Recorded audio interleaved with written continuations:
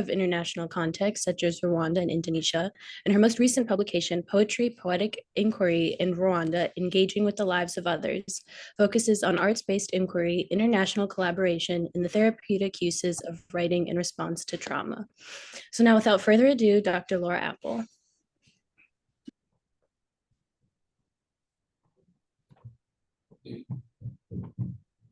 I'm going to trust that this is all working exactly the way it's supposed to. Thank you, Stella, even though I can't look back at you.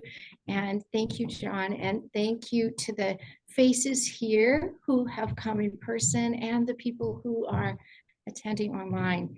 It's an odd feeling to have the online people behind me, but I'm sure I'll get used to it. So I'm so thrilled to be here and grateful for this invitation. What a lovely program you have, and what an opportunity to think with you about tonight the ways that poetry serves as a healing art. And when I'm talking about poetry, I understand that we don't have flocks of people here who are thinking about poetry because poetry doesn't always bring in the masses. But I'm going to say that tonight when I'm talking about poetry, I'm talking about writing in general, poetry in particular, but the things I'm going to talk about are really true of writing. And for me as a poet, poetry is the way I use writing. So when I say poetry, if you'd rather substitute a word that's not poetry, that's just fine with me. So poetry as a healing art. It might seem that poetry as a healing art would be about resolution, about peace, about acceptance, but the aspect of poetry as a healing art that I wish to talk about is a different aspect. Poetry does, of course, help us articulate resolution and peace and acceptance. Those spaces of healing we find comforting and familiar. But poetry is also a journey toward those places, and that journey, conflicted, confused, resistant, filled with doubt, is healing as well. As readers, we turn to the poems of others who find words for our fears, our loss, our deepest longings. As writers, we map an inner landscape, follow words that lead us into deeper understandings or allow us to question, to grieve, to rage, to resist, and sometimes in the process to begin to heal.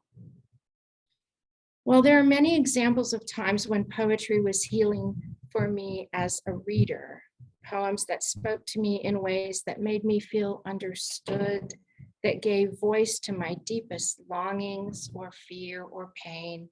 For the next few minutes, I'd like to use as examples times in my life when poetry was especially healing for me as a writer. I've chosen examples of specific moments where I choose with intention to write in response to challenge, difficulty, or trauma.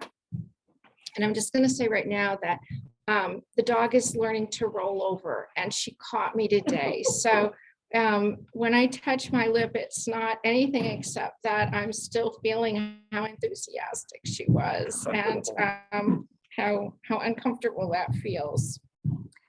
So as we're thinking about poetry and writing and healing, the first time in my life that I want to talk about poetry and healing is that poetry was a way of saying the unsaid.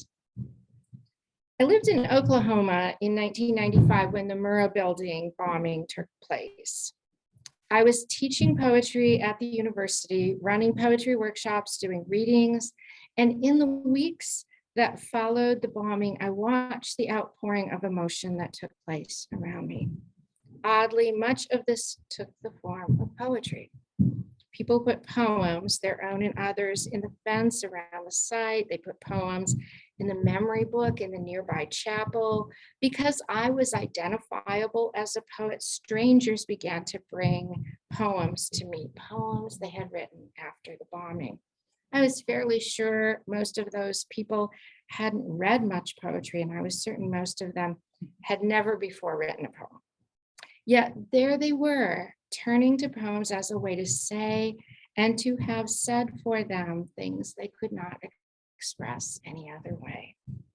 I wrote my own poem at the time. I belonged to a church that was significantly impacted by the bombing, and the pastor asked me to write a poem that would talk about God's ongoing presence and care through this horrific event. I agreed, but found I simply was unable to write the poem she requested.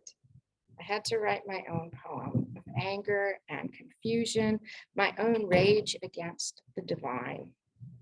It was an honest poem, and for me, the healing came from my willingness to allow the poem to say in truth what it needed to say. You'll hear in the poem the moment when you'll hear in this poem, the moment when the poem I intended to write turns into the healing poem I ultimately wrote. The poem is called After the Bomb, April 20th, 1995, Oklahoma City. Beneath my clothesline, 2 sparrows, blue-veined, sparse, feather-fuzzed, blown, I suppose, from the tree in last night's storm, the storm that kept the children awake as thunder pounded the windows, explosions of sound like it's Thursday, and I can't say it. I can only hang laundry because I am numb, because there is comfort in doing what I do and what I know in the face of all I can't do and will never understand. And so, with arms raised, I hang laundry. Daughter's pajamas, son's favorite shirt. The act is serene, but my mind is a sky-piercing no. No to flames and a silence like thunder. No to camera crews, cranes, and yellow police tape. No to concrete slabs, medic tents, flags at half-mast. No to 1,000 stitches, broken glass, broken bones, broken babies. No to waiting body bags. Grief, stories too painful to tell. No to the sun still rising, the grass still growing, holly hedge, irises, careless blue sky. No to mockingbirds, hummingbirds, cardinal songs. No to finches and gray morning doves. And no to the sparrows, the yellow-beaked sparrows. No to the elm tree they fell from, no to God's eye that was sleeping, and no to the almighty fingers they, hollow-boned, weightless, slipped through. So for me, putting side by side the poem I was sort of asked to write and the poem that I had to write, the words that were unsayable that I had to say, was sort of the first time in my consciousness that writing and poetry played that kind of a role toward healing, toward saying what I couldn't actually say in any other way. Then the second time in my life comes in what I'm calling exploring the unconscious, the way that poetry works toward healing or writing works toward healing, helps us explore the unconscious. And so a few years after this poem, I had a different sort of experience with writing and healing. I was approaching my 40th birthday, and as the date neared, I became increasingly depressed. I didn't mind turning 40. Far from it. My life was filled with positive things. I'd just gotten tenure. My children were loving, creative, and healthy. I was writing and publishing, leading workshops, running marathons, and learning home repair. But I was sad. I had always grown inexplicably despondent as my birthday neared. And no amount of cheer, parties, phone calls, gifts, travel, ever took that sadness away. For me, birthdays always began and ended in tears. At some time in my late childhood, I learned by accident that I'd been a twin, but that the other baby, a girl, was born dead. According to this story, the fetus that was delivered had died early in the pregnancy. Consequently, my parents had never expected twins, and in their telling, had experienced no loss or disappointment. As they put it, we expected one baby and we got one baby. The twin had not been named or buried, had not been, but for an accidental hearing on my part, a story that would remain forever untold. And so as I neared 40, I decided it was time to face this birthday dread I felt year after year. Even if my parents claimed not to have experienced loss, I wanted to explore the possibility that pre-birth and in birth, I had lost something that could never be replaced. I set aside the day, my birthday, to write my way towards some understanding of this loss. I wanted to get to know my sister, to make her real, and to explore and honor her impact on my life. The writing became a poem, Twin Sister Stillborn. In this poem, you'll hear how communicating through writing with a sister I lost before birth allowed for intimacy, connection, acknowledgement, and grief. In writing the poem and making my loss real, I began the journey towards self-understanding and healing. Twin Sister Stillborn. This has a head note that has the word liana, which is French, and it means to bind. It means, and the translation is any luxuriantly growing vine that roots in the ground and climbs as around a tree trunk. Twin sister stillborn, I am the one who knew you, the only one who will ever know. I felt the push of your new heart, the swim of your limbs, the turn of yourself as you turned toward me. We were wild fish, smooth, wet dancers side by side, entwined. Our cells divided, then ourselves divided, and in a liquid mirror, we were a double face with identical sightless eyes, same nubby fingers, same zippered spines. If they had known we were us, had seen through the stretched wall into the cave of our shared life, they would have seen two shadows bobbing and would have sung lullabies twice.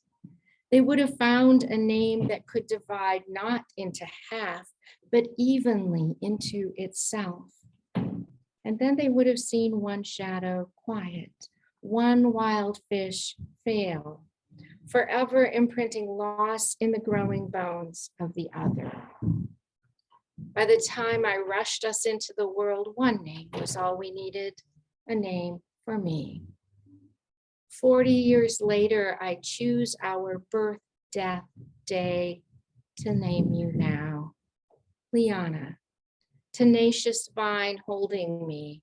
I have called your unnamed name across the years, never knowing you were the absence I was trying to fill. The end of a sentence I didn't know how to begin. I am echo to your silence. You are the loss I took all these years to find.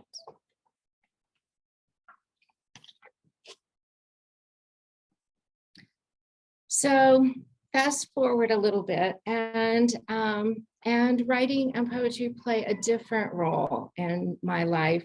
I'm calling this understanding, activism, and change.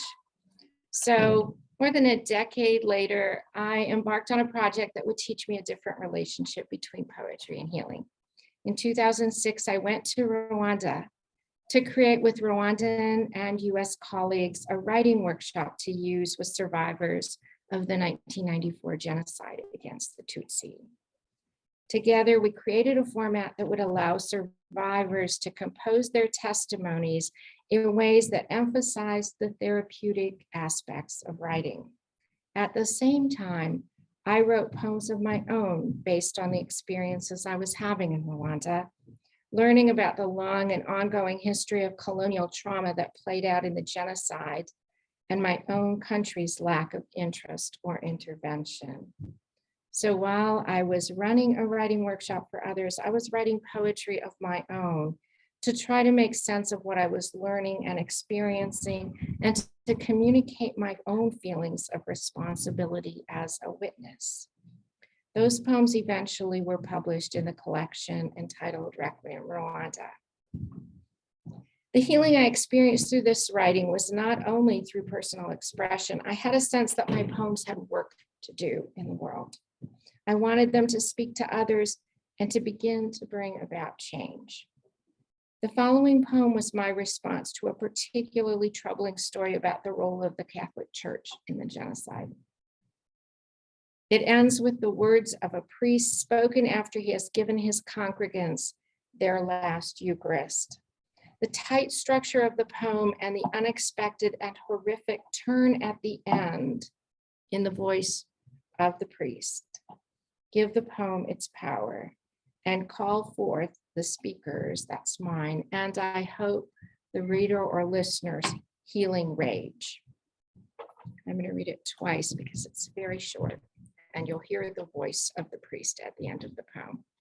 The poem is called Eucharist. Eucharist has always been about betrayal, the Judas kiss before death. Some priests were complicit, they say, offering shelter, then opening doors for the killers to come in. One blessed the bread, then unlocked the gate. I have other Christians. You can have these. Read it a second time. Eucharist has always been about betrayal, the Judas kiss before death.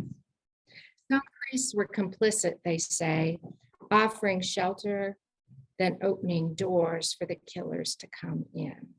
One blessed the bread, then unlocked the gate. I have other Christians. You can have these. So that's another way that writing served as a means of healing for me in my own lived experience and in the work that I was doing with other people. Another way is that writing and poetry has allowed me to revisit the story. So a few years after I finished the book of Rwanda poems, my mother died, having struggled with multiple sclerosis for decades. Once more, I found myself writing into and through my grief. The following poem focuses on an altercation I had with my mother when I was in high school. I'd intended the poem to be a pushback to the ways guilt was used as motivation by my parents. But as I entered the poem, it became a way to think not only about my mother, but about the extended family I was born into. By reimagining an experience from my own childhood, I reimagined my mother's family of origin as well, an understanding and ultimately a generational healing that took place as I revisited and revised my own and my mother's stories. At the start of the poem, you'll hear my mother's voice as it was. Later in the poem, you'll hear it as I'd liked it to have been, as I imagine it could have been, and ultimately the understanding and healing that is the result of that imagined revision. The poem is called The Gift of Yes. The Gift of Yes. I tell my mother I want to go to the lake water skiing with friends instead of to Sunday service. And this time she does not say, Laura, you know how we feel about this. She does not say, you can make up your own mind, but you know how we feel about this. She does not say, my parents would never have let me go, but you can make up your own mind, and you know how we feel about this. Instead, she says, yes. Have a good time, and here's some money for ice cream. And in that moment, her own father opens the door. Her mother hands me suntan lotion and a hat. Her sister tosses me a towel, and with her gift of yes, my mother climbs in beside me in the back.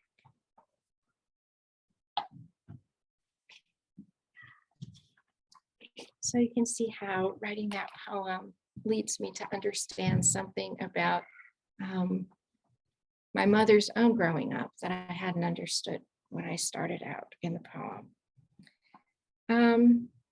The next way that I want to talk about is writing as an outlet for grief. In the past few years, I have done the hardest work in writing I could have imagined. In April 2017, Hannah, my adult daughter, died. For all her life, Hannah had been my muse, her brightness, her spiritedness, her provocations.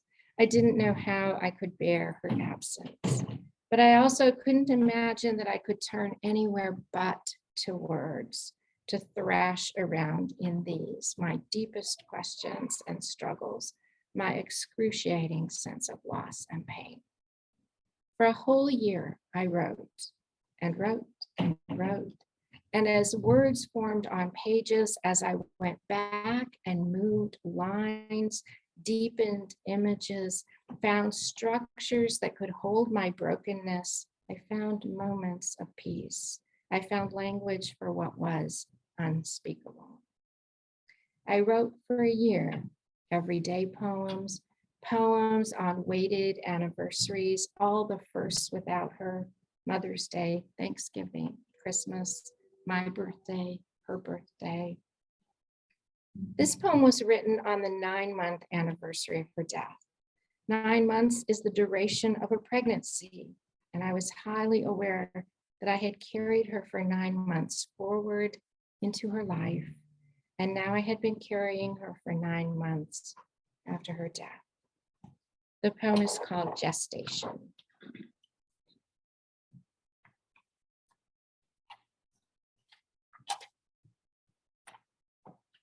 Gestation. The last time I counted months, I was waiting for her. She, the rhythm beneath my stretched skin, an elbow, a heel, head up, head down, lotus, bridge, down dog, mountain, warrior.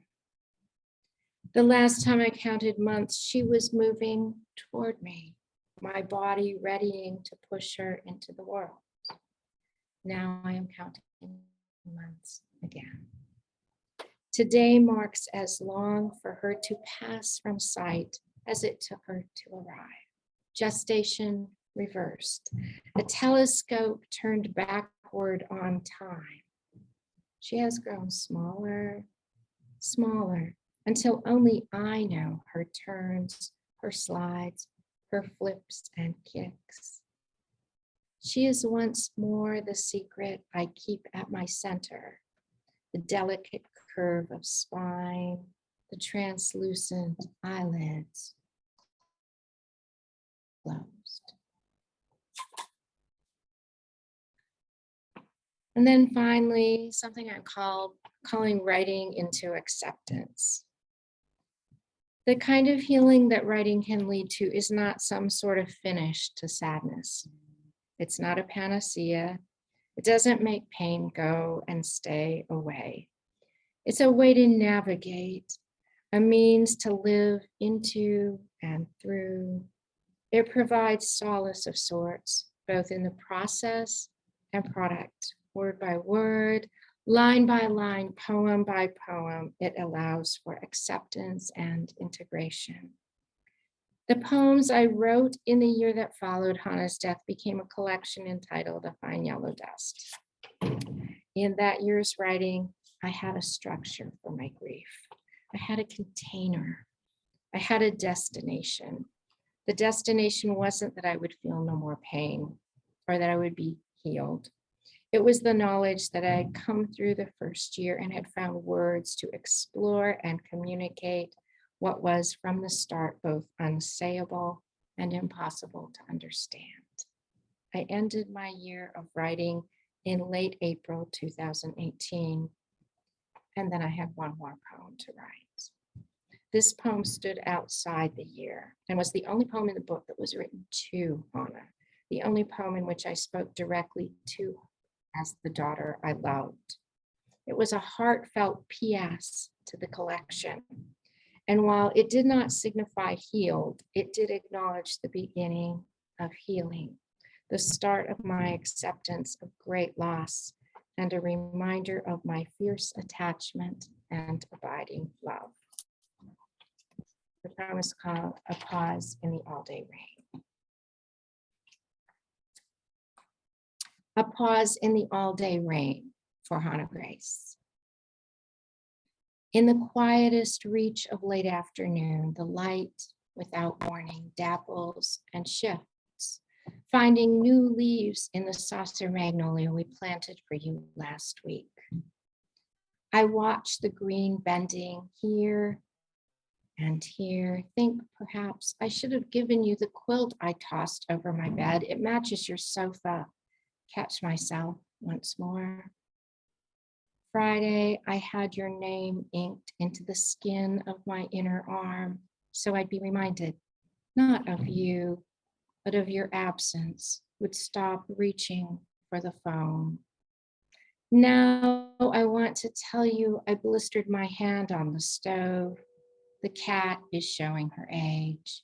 I've set up a pad and blankets near my desk. You should know I'm better with her, more space in the heart perhaps. Good morning, love, I say out loud each day on waking, to whomever is listening.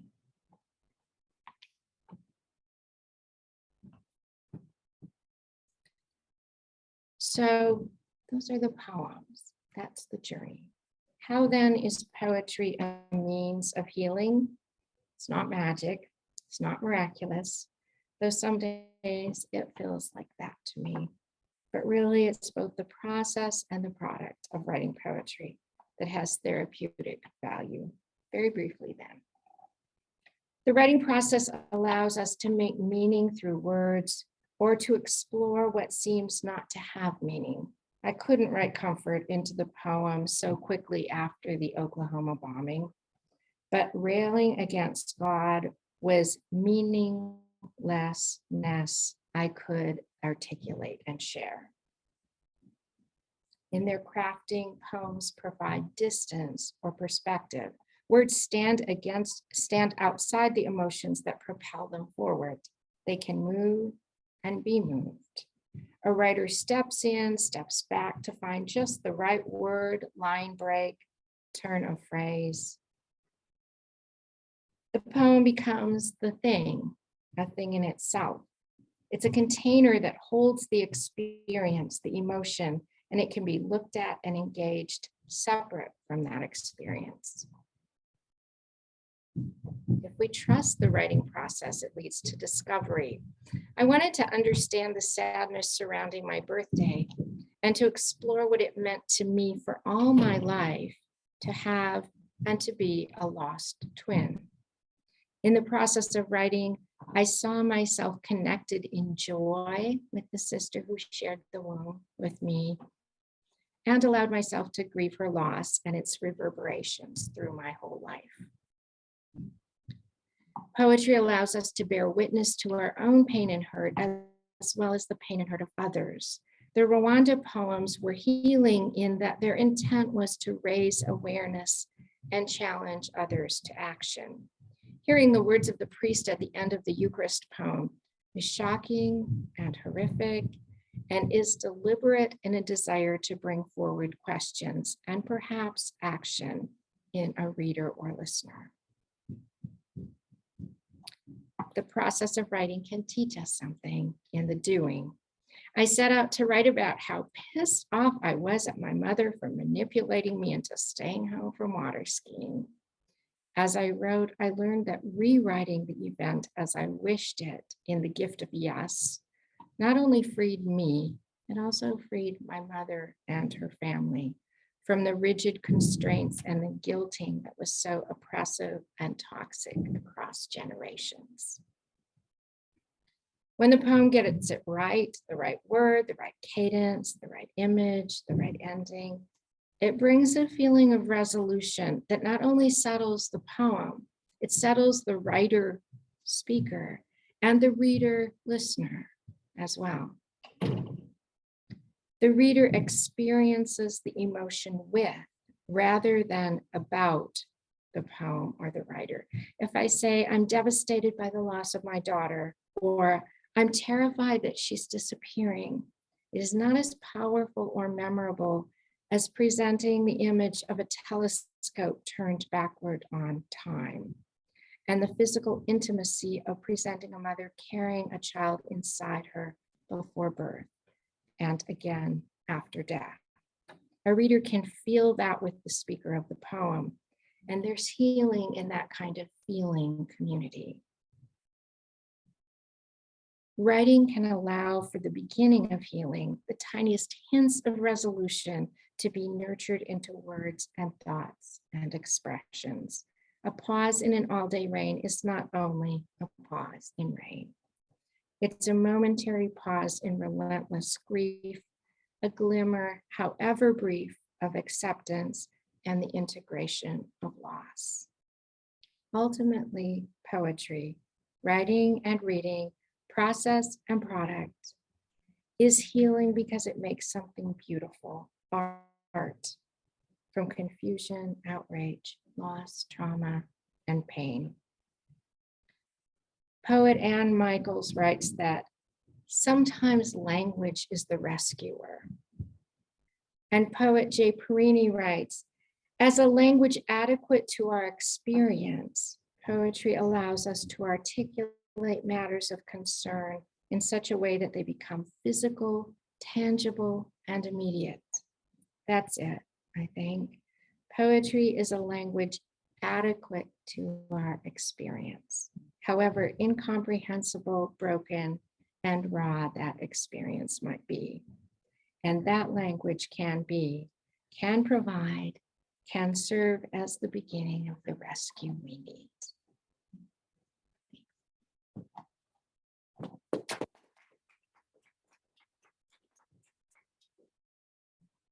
Do we need to do a little dance here?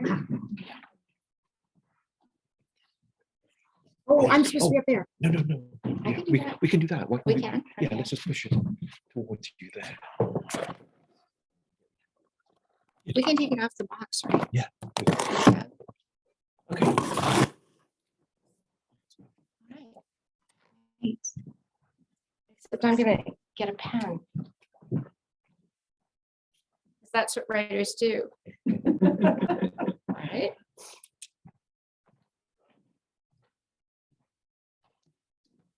So from what I understand now is time for a conversation. Is that right? A chance for us to talk a little bit, including the people on who were behind me before, who are there now.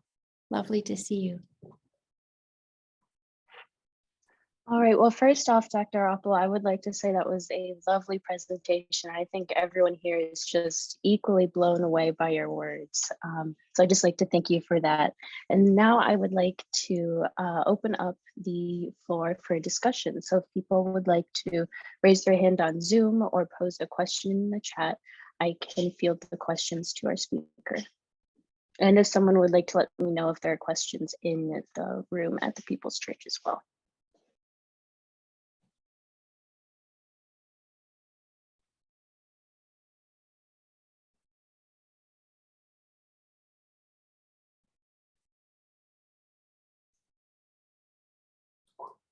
Do you write simply spontaneously on your feeling, or do you have writers have times when they write and they closet themselves to write? So how does that work out with the poem? So the question is whether there's a particular time that I write or whether I just write when I feel like it. So the writer Peter DeVries says, I write when I'm inspired and I see to it that I'm inspired at 9 o'clock every morning. Which I wish that were true. And once I'm retired, maybe it will be true. It's not true at the moment.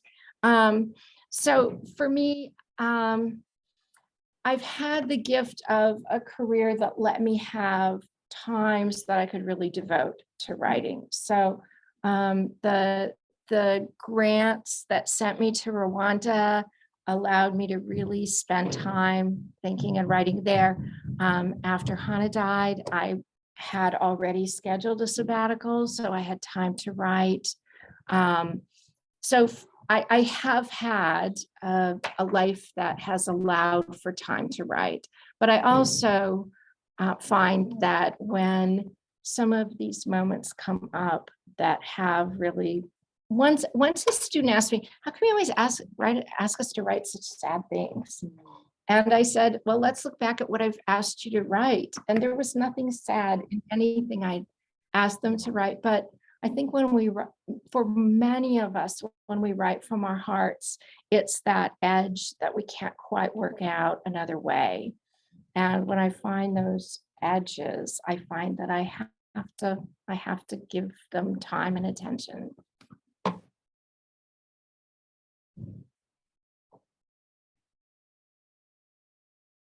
So I have a question. So how many do you go over and over a poem, or does it just sort of come out pretty much the way you want? Is there a lot of editing involved, or? So the question is whether there's a lot of editing involved or if the poems just come out the way they come out. And there's a wonderful quote, I can't remember who said it, that poems are never finished, they're just abandoned. And there's another thing that I really believe, which is that the difference, so I think there's the writing that we do that works therapeutically, and then there's the writing that we do that goes out in the world, and sometimes there's overlap. But when I lead workshops, very often what we talk about is that the difference between writing and therapy is that writers revise. And of course, what I have always brought to the process of writing is myself as a poet who lives in the world of poetry.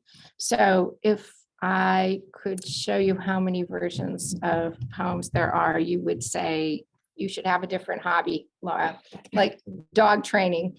But no and yes. Very often, the poem begins in something that comes out very quickly, but then there's a lot of shaping that happens that moves it into something that can go out into the world. We have a couple comments in the chat here. Nell says, I have no questions other than how one finds words to so exquisitely express so much. Thank you. And Susan Patterson stated, I am 80 years old and consider myself well read, but never understood poetry until tonight. Ah, thank you. Thank you. Or you mentioned these different episodes in your life that obviously you reflected on through your poetry. And in all different episodes, our daughter is a poet, a published poet, and has dealt with personal challenges and issues through her poetry writing, both poetry and essays. So I have two questions, and they're diametrically not related. The first one is, being a former journalist, I'm a little bit curious because you brought it up that you heard about the loss of your twin sister either through a third party or anecdotally or something that just didn't come right out of the horse's mouth, so to speak.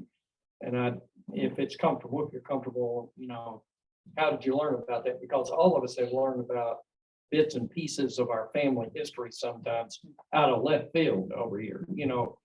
Gosh, I didn't know that was in my family or whatever. So I'm interested in that. And then do you do, and I'm sure you do, but other expressions of writing in addition to poetry through essay writing or through more narrative?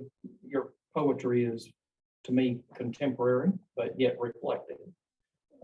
Have you had the opportunity to explore in other tools of your feelings? But so the first question is about how so many of us learn family secrets or not necessarily secrets, just stories, sort of inadvertently or by accident. Yes. And how does that happen? So I was about 8 years old when I overheard someone who had had twins say to my mom, "Well, Gladys, you had twins." And wow, that was like a lightning bolt, because she said yes. And I thought, why is she saying she had twins? There's me and there's my brother. And so of course I immediately I immediately asked about that and got told that maybe we'd talk about it in the car. And I didn't forget it when we got in the car. And so that's when I was about 8 when I learned that, but it was so dismissed that all I thought really was, oh, I feel so much competition with my brother. Imagine if I also had to be competing with a twin, thank goodness. And that was sort of the most anyone talked about it or that I felt anything about it for many, many, many years. And then a friend, when I was sort of saying, oh, it's my birthday again, and I couldn't explain such sadness about my birthday. And I felt really shallow.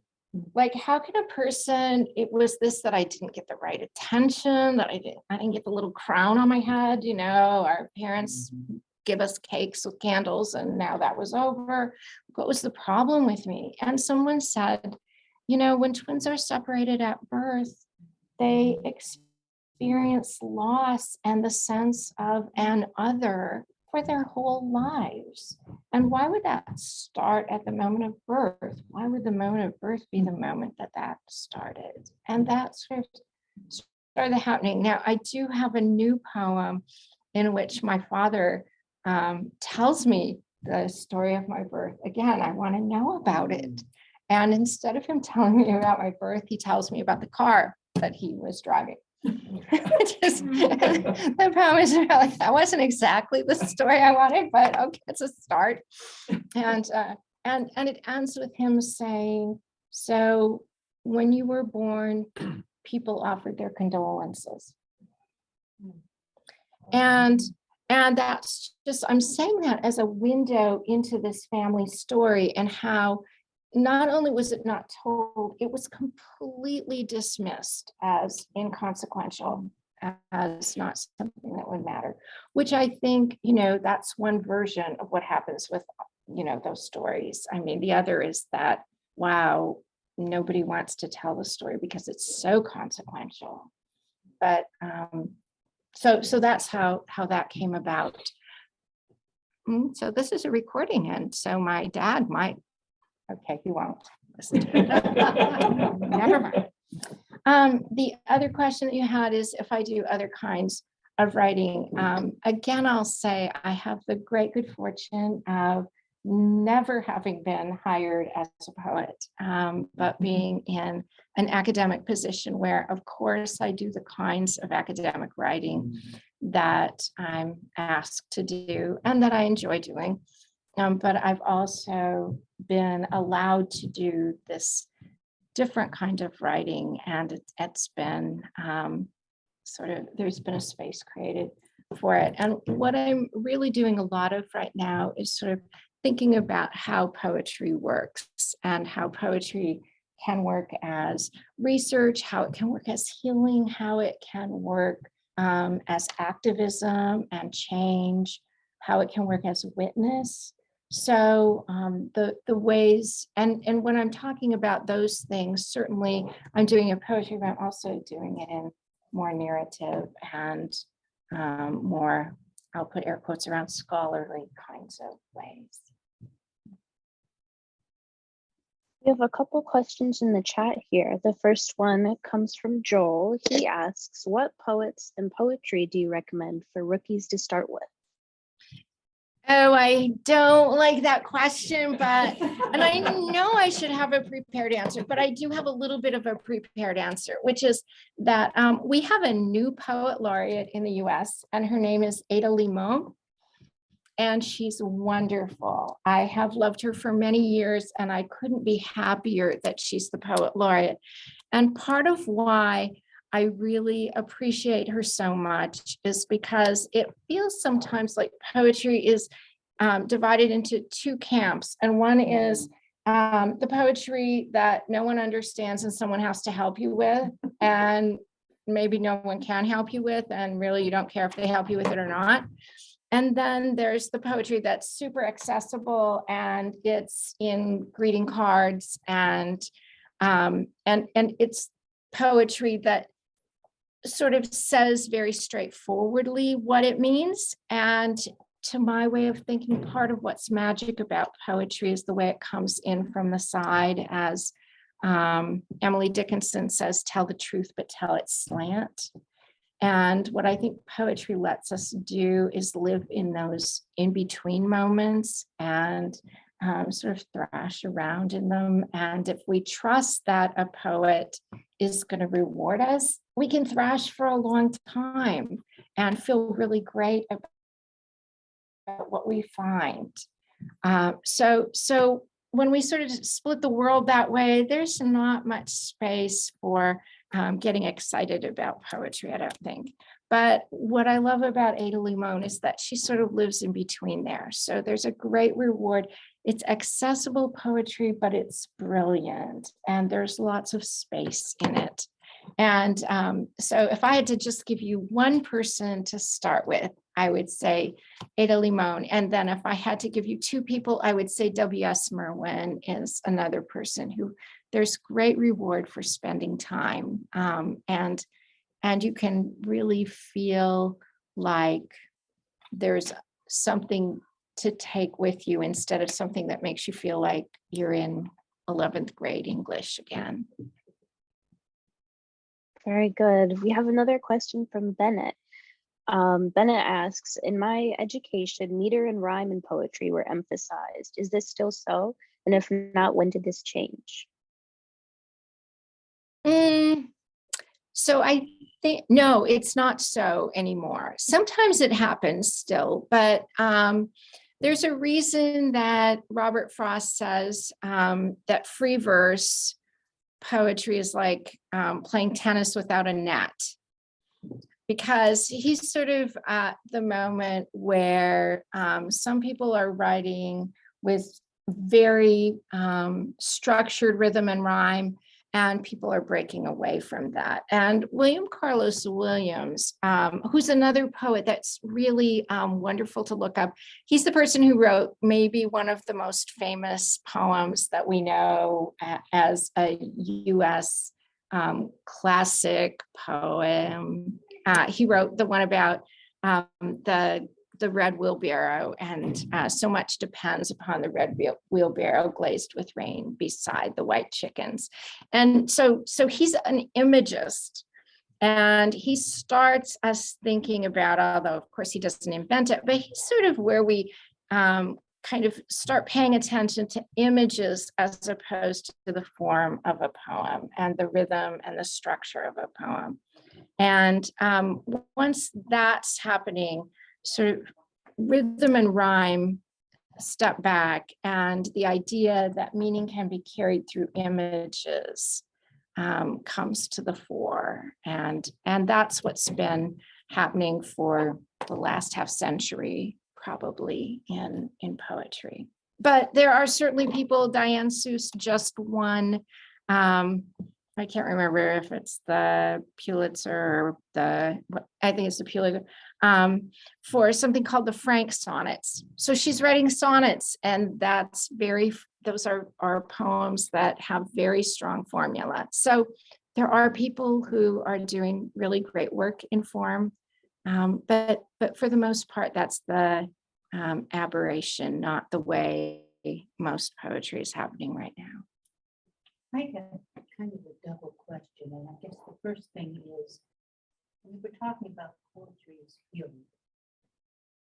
did that writing about your experience with the twin in the womb and the current one you're writing, has that, do you feel it was healing? That's the first part of it.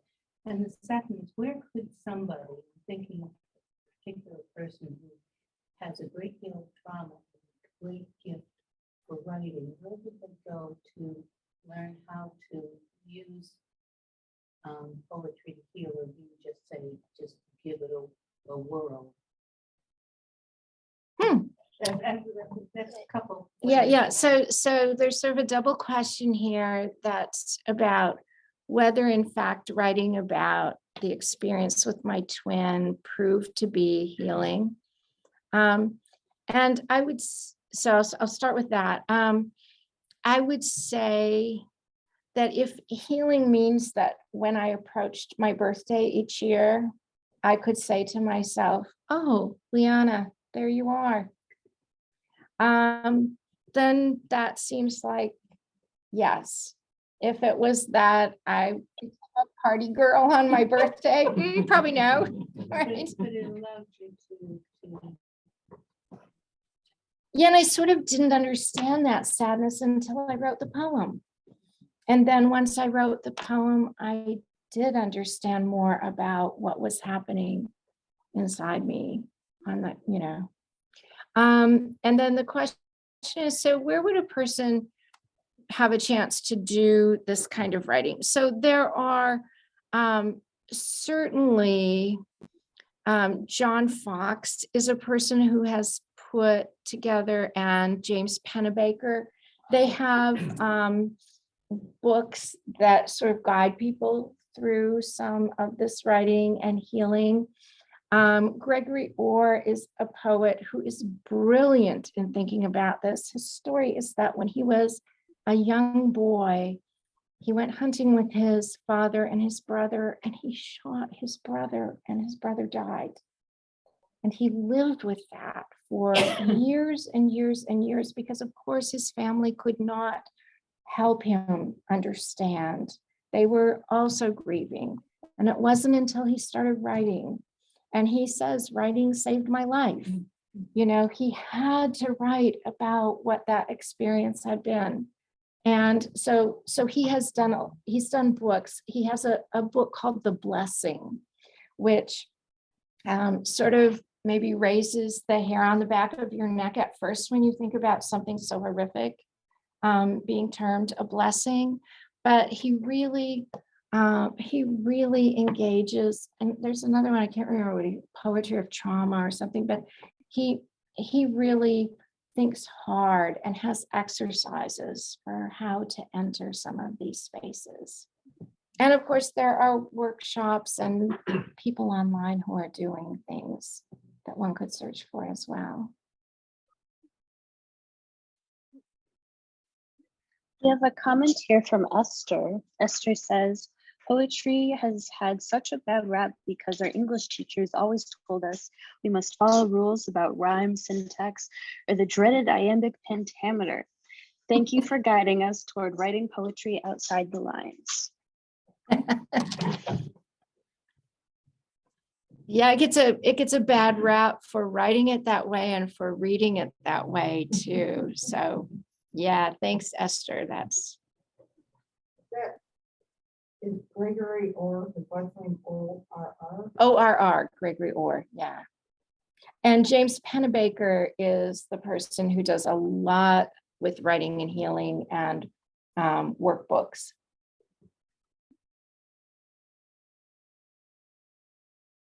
You know, you were describing something earlier that poetry a half century ago, the approach to it began to change or widen, the scope of it began to widen. And it's almost the same, well, you can go centuries before with painters and how we got into more abstract art and expression of art. And it just took a while maybe for poets to catch up, but I look at poets much like a painter, and particularly from that visioning that you were talking about, imaging. And it seems like the two disciplines can merge together quite often. Absolutely. And there, there are a lot of people who write from art. And one of the things that I do with my students every year is take them either to the Sabre galleries or to the Broad and have them sort of engage with that aspect, exactly what you're saying. And I should have said Ezra Pound really is the person who changes, who introduces images.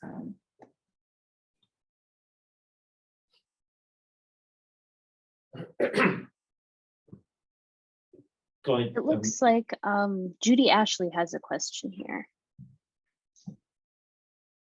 Oh, would you like to unmute yourself, Judy?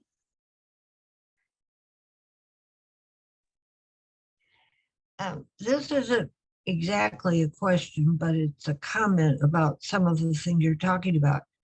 It's interesting that the timing of all this. I have just spent the last 2 days organizing all the papers that I have in my apartment that I have written, that I brought with me to about 2 years ago when I moved into this apartment.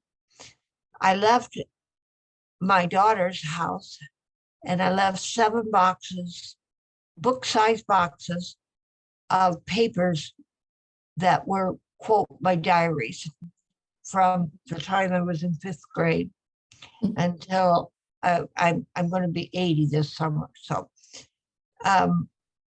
most of the time.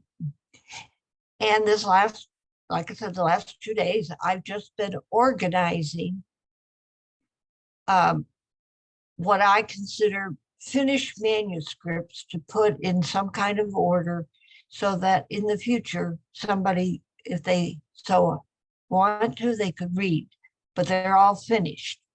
And they're in date order, goes back to 1980 and up to the very most recent one. And what an incredible experience it was putting this in order. I can't believe that I just found out how much of my life I spent writing. I had to be writing 4 to 6 hours a day. I do not know how I did it. And I just didn't know. And it's marvelous to find out that I always aspired to be a writer. It never dawned on me that I might be one, and one of the things that I have often said, and this is sort of a follow-up to what some of the things you're saying, I have always said, I have never looked at a piece of paper in any of those 7 boxes. I've never gone back and looked at any of it. It's all garbage as far as I'm concerned, but I can't get rid of it. And one of the things that I say, if I can just get it out, if I can just sit down and I can just get it out, that's what I need. It isn't reading it again. That's why I don't hardly ever read it again. If I'm going to write a manuscript that I consider for publication or something like this, I write it with the intent. I actually started the first line saying that this is going to be a finished manuscript type of thing. I have to tell myself that. But it's that process of getting it out. And the healing part of this is, I can talk about that type of thing too. It's an incredible experience. And if people have ever not done it, they really should try all what you're talking about. It's fabulous. Yeah. At this. Thanks, Judy. I can only imagine that if you actually did dip into those pieces, not looking for product, but just seeing who you were at those various moments. Oh, what yeah. What a journey, and what a window into your life. Yeah, it is. Like I said, I've just amazed to find out how much writing I just can't believe it.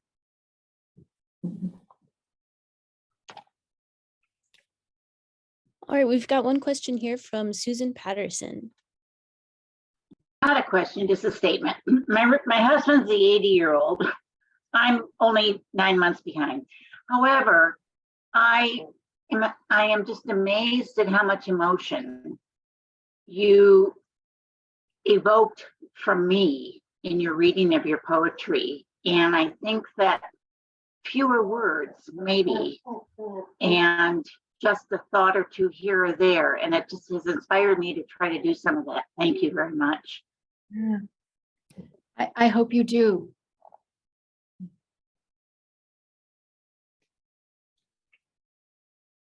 All right, and then another question from Marianne. Marianne asks, besides Shel Silverstein and Mother Goose, how would you introduce children to poetry? So that's a great question. First, I would say that, well, I have a couple of answers to that. The first is that the way I was introduced to poetry is that my dad sold encyclopedias door to door, and that earned him a set of childcraft that we had in our house. And so I would say the most important thing is to read poetry out loud to children. He and I can still, he's in his mid-80s, and I can start one of the poems and he can finish it. He can start one of the poems and I can finish it. So I have that richness that I would say poetry is meant to be heard and shared. So I would say any poetry you want to be, introducing to children to share it out loud. The National Council of Teachers of English and the International Reading Association, so the NCTE and the IRA, both give awards to poets for children and to poetry for children. And the lists of poets that they award and the lists of books that they award are worth taking a look at. I don't believe that there's a huge difference between poetry for adults and poetry for children, except in terms sometimes of content.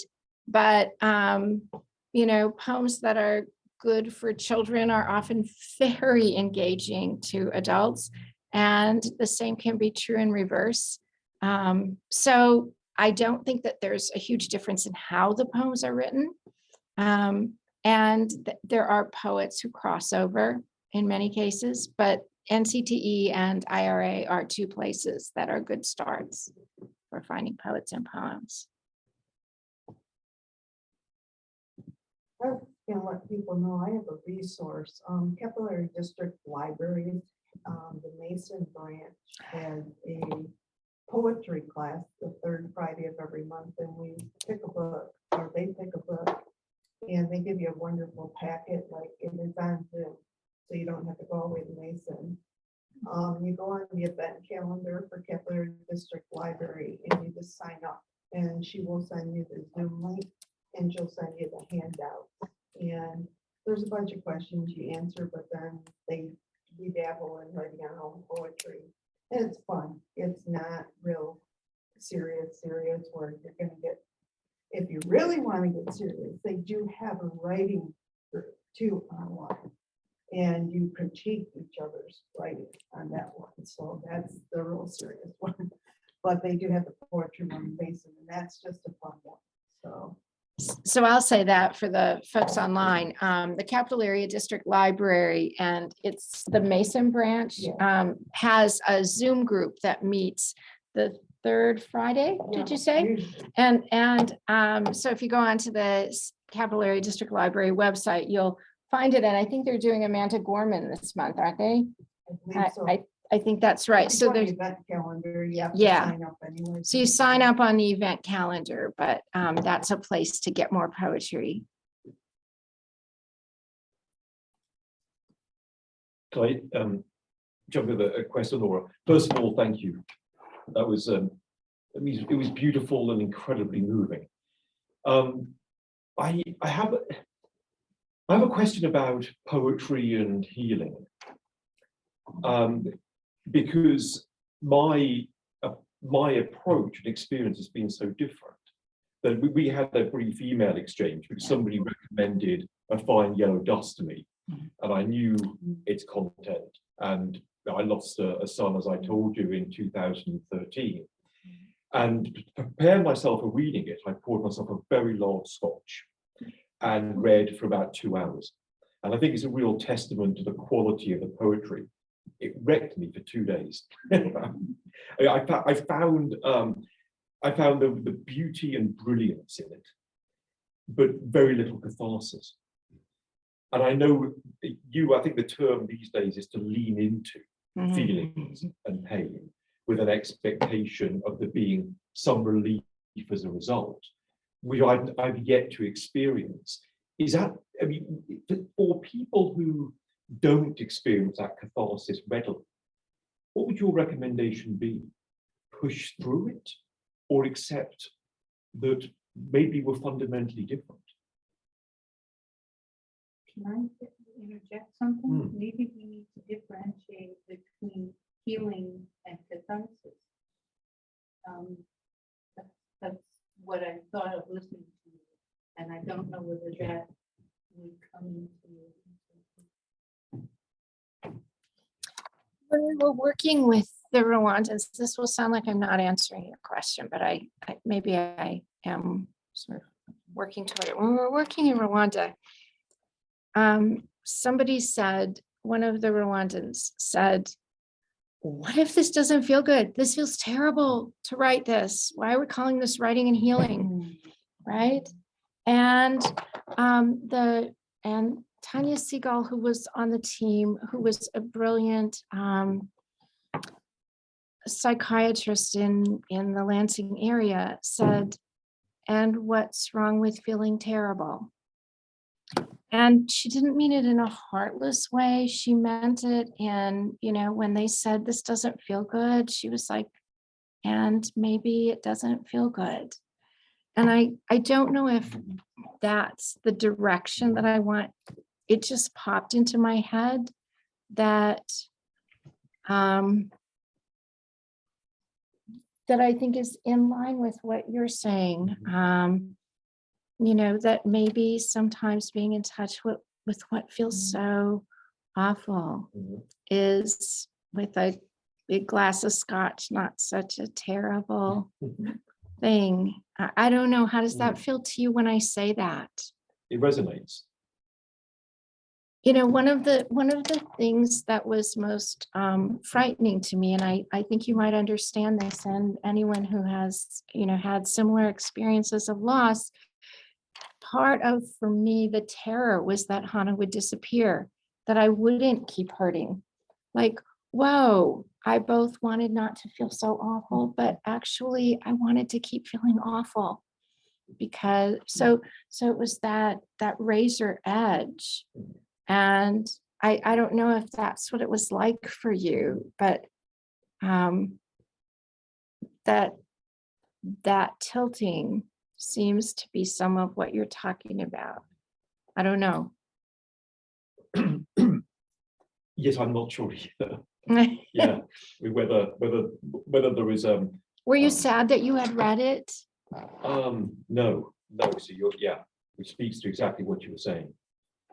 I wouldn't unread it. I wouldn't unread it.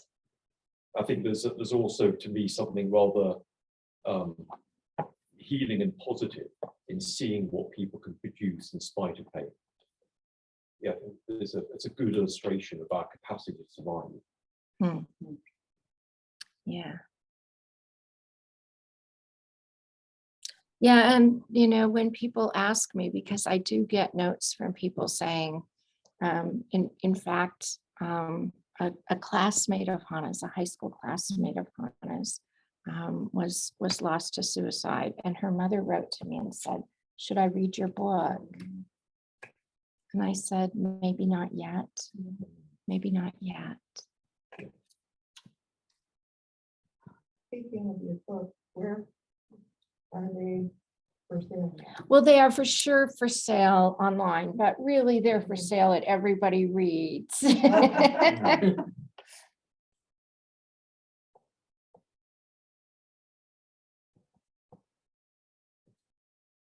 Laura, I'm wondering whether the power of healing from writing a poem is connected to your effort to make it public, to create something that you will be able to share, or whether there are also different poems that you write that you don't anticipate to become public, but that So the question is if there are some poems that are public and some poems that are not public, that are just for me. Yes, I think an ongoing question for all writers is what to make public. And some of what's in a fine yellow dust, I really struggled with, whether it was private writing or public writing. And eventually I concluded that because Hannah had made parts of her life public through poetry, it was okay for me to do that. But that what I was navigating in a fine yellow dust was that I wanted to be telling my story of loss. And what I navigated in Rec Room Rwanda was my experience of Rwanda, and that anytime I felt myself slide into imagining that I had the right to create art out of someone else's story, that I was on a little bit more tentative ground.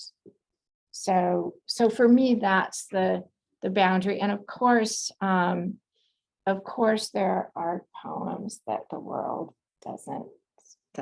doesn't see. I think every writer has that, but partly the decision about that, is that did good work for me, and that's as far as it needs to go. Yeah.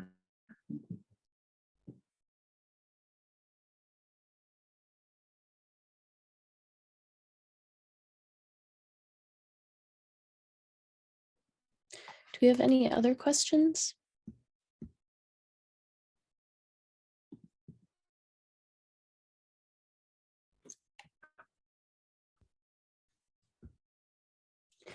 I see in the chat, one thing that Kent said is that Poem-A-Day, poets.org sends out a poem a day via email if you sign up. So that's good to know. And actually, my email is my whole name, lauraapol@gmail.com. And there are about 5 or 6. So the slowdown was started by Ada Limon, and it just got handed off today to Major Jackson. But that has a poem a day. There are several places that have a poem a day, and I'm happy to send out to anyone who's interested a list. So thanks for that reminder that poets.org, poem a day, and then there are a number of other resources for poetry every day in your inbox online. Yeah, go ahead, Susan. I want to wish you well with your puppy. I know that the dogs can help healing, and maybe that'll be a poem coming up. It's true, and actually she's getting very good at rolling over, thank goodness, because I don't know that I want to keep doing this.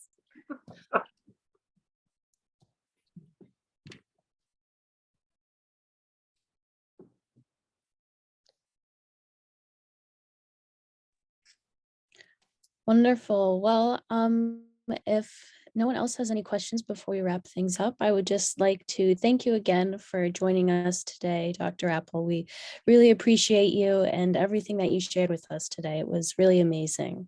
And I would just love to thank all of our attendees for joining this session as well. We always appreciate your support for this program. So thank you, everybody. Thank you so much.